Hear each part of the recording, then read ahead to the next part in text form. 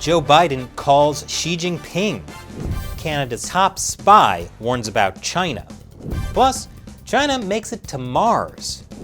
That and more on this week's China News headlines.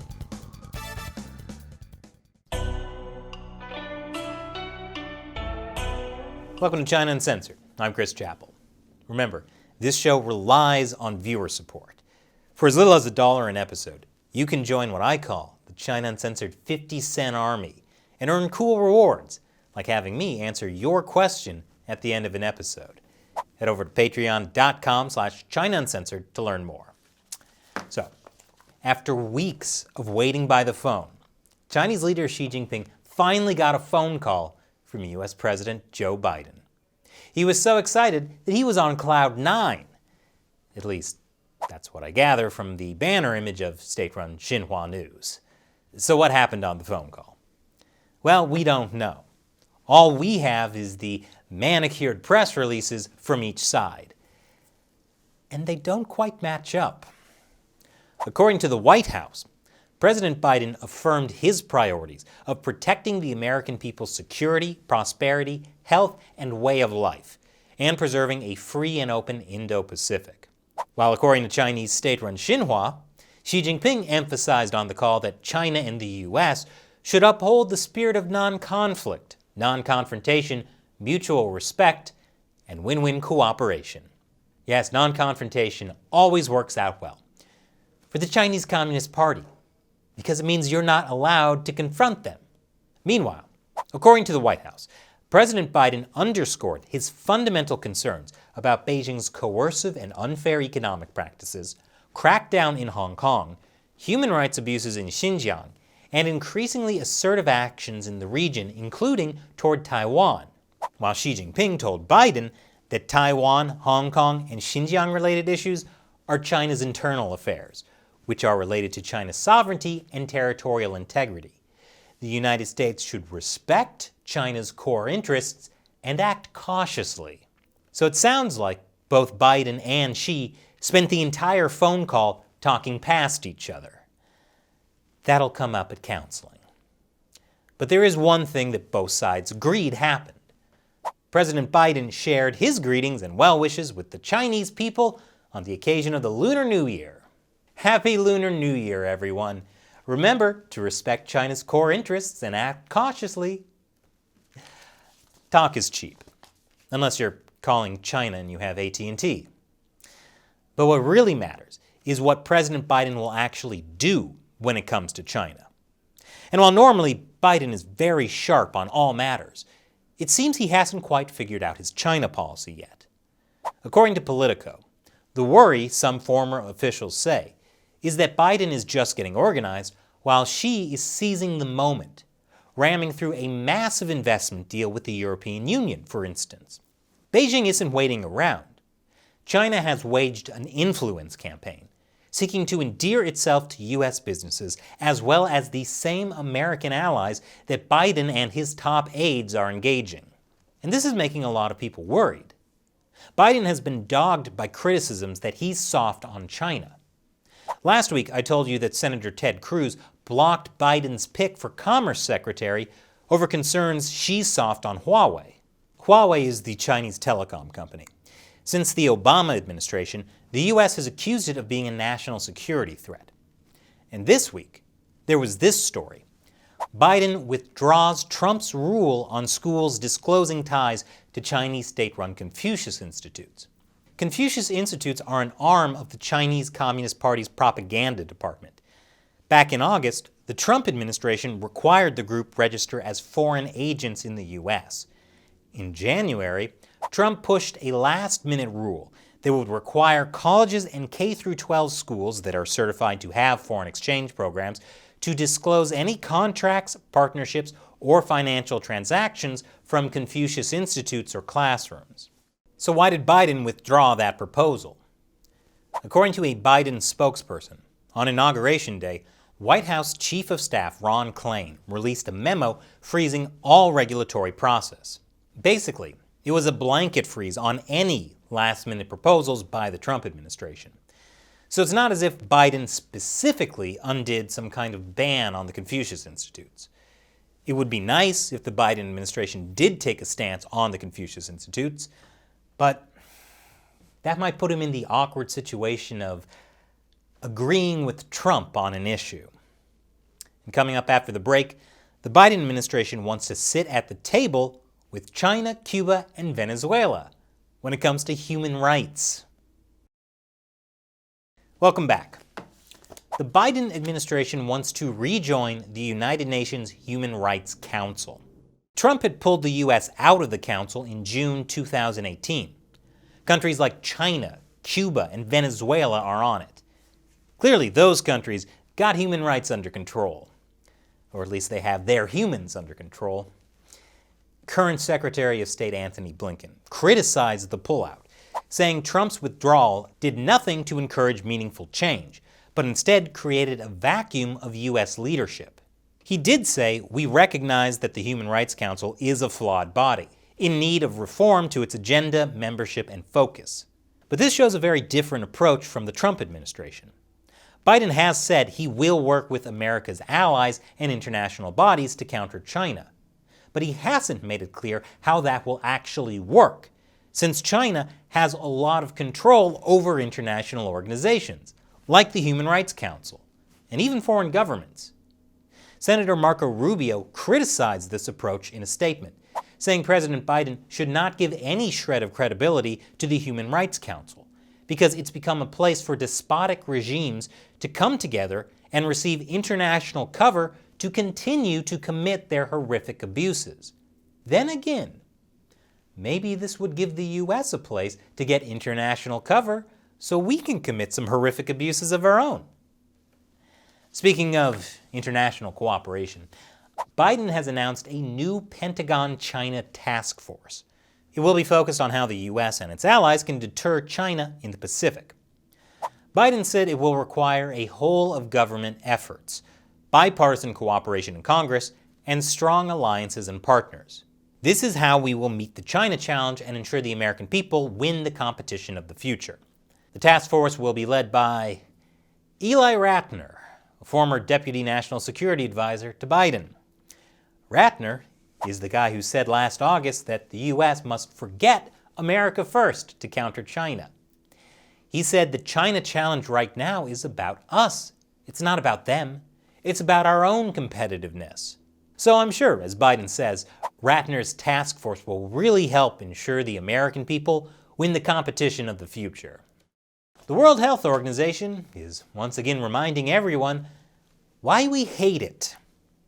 After months of international pressure and millions of deaths, China finally allowed a WHO team into Wuhan to investigate the origin of the coronavirus. Was the WHO mad that it took so long? No. Instead of scorn, the WHO experts on Tuesday delivered praise for Chinese officials. In fact, the WHO experts backed up Chinese Communist Party propaganda, saying it was possible the virus might have spread to humans through shipments of frozen food, an idea that has gained little traction with scientists outside China. And the experts pledged to investigate reports that the virus might have been present outside China months before the outbreak in Wuhan in late 2019, a long-standing demand of Chinese officials. The head of the WHO investigation team also made a point to say, "Don't rely too much on U.S. intel, increasingly disengaged under Trump and frankly wrong on many aspects." Got it. The CCP claims that the coronavirus came from pig heads and frozen fish, and auto parts packaging. Totally reasonable. But U.S. intelligence, that's unreliable. Especially because the U.S. State Department called into question the transparency of the WHO investigation, saying the jury is still out. The WHO gets most of its funding from the U.S. So why is the WHO so deep in the CCP's pockets? I'm just glad Biden has stopped the U.S. from withdrawing from it. And after the break, we'll show you what the head of Canada's spy agency says about the threat from China. Welcome back.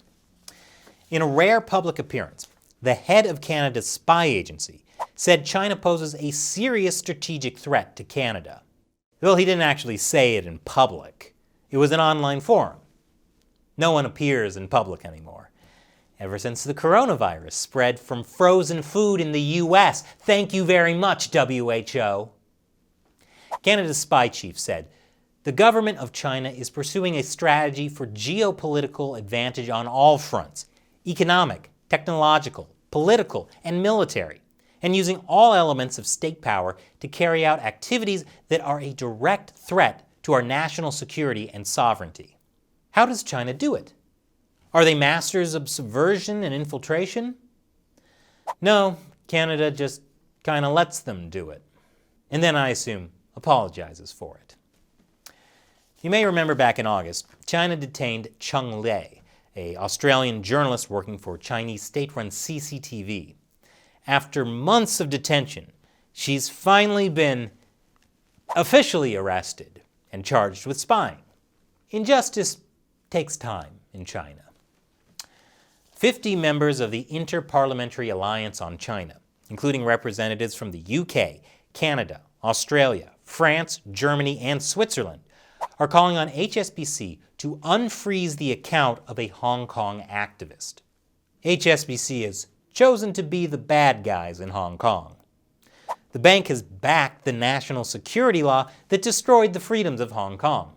The global lawmakers also point out that besides freezing the funds of the Hong Kong activist and his entire family for some reason, HSBC also froze bank accounts of a Hong Kong charity and Christian church that supported the 2019 democracy movement in Hong Kong, as well as the bank accounts of individual preachers from the same church. I know, it's hard to imagine that a bank could ever be on the side of evil, but it just goes to show you anything is possible. Chinese people are starved for uncensored information and connection to people outside China. That was probably a big part of the success in China of Clubhouse, a hip new social media platform beloved by Kanye West and Elon Musk. Clubhouse uses audio chat rooms that disappear when the conversations end. And for a short time, it actually connected Chinese netizens to the outside world. In recent days, several Chinese language chat rooms had been filled to the 5,000 user capacity. Clubhouse is invitation only, and it became so popular that a small black market for invitation codes emerged. The going price for one code was up to 300 yuan, or about $46. On Clubhouse, Chinese netizens could hear stories from Uyghurs talking about their experiences in concentration camps in Xinjiang. They could hear from Hong Kongers, people in Taiwan. And that's why, after less than a week of its rising popularity, Chinese censors have finally blocked it in China. And as I mentioned earlier, it's the Lunar New Year. Many people celebrate by making dumplings. The Chinese Communist Party celebrated by arresting more than 1,000 Falun Gong practitioners. The Chinese Communist Party harvests the organs of Falun Gong practitioners on a mass scale. So I'm sure this was just the party's way of making dumplings with them. And to show you how great everything is on Lunar New Year, China Central Television showcased their 39th annual Propaganda Bacchanal, the CCTV New Year Gala, complete with what's now become a proud CCTV Gala tradition, blackface. Back in 2018, CCTV aired a racist blackface sketch. And clearly, they've learned their lesson, because this year, they've included a blackface dance instead. Although I don't want to be unfair. It wasn't just a blackface dance. There was cultural appropriation from all around the world. If you're familiar with the CCTV Gala, every year they do a song about all of China's happy ethnic minorities. This was basically that, but for the entire world. But enough about the Lunar New Year. Let's talk about Mars. China is now the 6th country in history to have reached Mars. If China is the first country to make contact with the Martians, I will be so mad. And now, as I said at the start of the episode, it's time for me to answer a question from a member of the China Uncensored 50 Cent Army. Leif Hendrickson says, "I think all the athletes should go to the Olympics, then stage a mass protest during the opening ceremonies. Let's see how well China's detention of the athletes would go over on the world stage." Leif was responding to my recent episode about a possible boycott of the Beijing 2022 Winter Olympics. So, China has shown it doesn't have a problem with arresting citizens of another country. So definitely, any Olympic athlete who uses it as a platform to protest genocide could find themselves in serious trouble. But on the other hand, it would be so bad for the Chinese Communist Party's image to go after another country's Olympic athlete that this could actually be a very effective way to protest, say, genocide in Xinjiang. However, that's probably not going to happen, because athletes are forbidden from political protests during the Olympics. That's according to the International Olympic Committee. The IOC president has said that the Olympics are not about politics and that athletes should be politically neutral. And Rule 50 of the Olympic Charter bans any form of political protest during the Games. So don't expect any kind of mass protest against the Chinese Communist Party during the Olympics, at least not from the athletes. But there are opportunities for the rest of the world to use the publicity from the Olympics to call out the CCP's crimes against humanity. The lesson the CCP learned from the 2008 Beijing Olympics was that it didn't matter what kind of horrible human rights violations the party committed. The rest of the world wouldn't care as long as there's a nice opening ceremony. Hopefully this Olympics, the world will act a little differently. Thanks for your question and your support, Leif. And thank you for watching. Once again, I'm Chris Chappell. See you next time.